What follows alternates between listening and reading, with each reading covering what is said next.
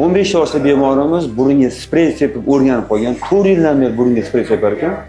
Burunga dori sepmasa yasholmas ekan. Har kuni dori sepadi.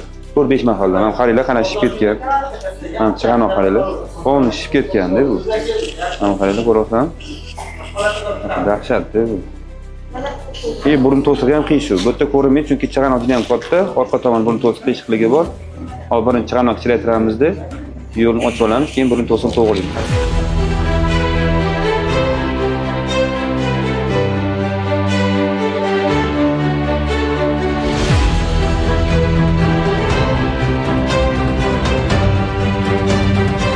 Mana zirtosh operatsiya o'zini foydasiga yetdi. Operatsiya tugarni chig'anoqlarni qarang. Shunaqa katta edi.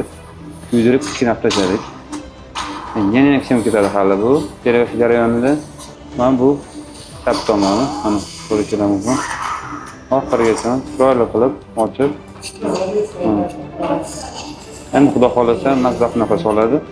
Uni dori ishlatmaydi. Butun umr mazza nafas oladi. Bir yaqinlaringizda aynan burunga dori ko'tarib qolgan bo'lsanglar, xudo rahmat telefon qilib konsultatsiyaga yozilishingiz mumkin.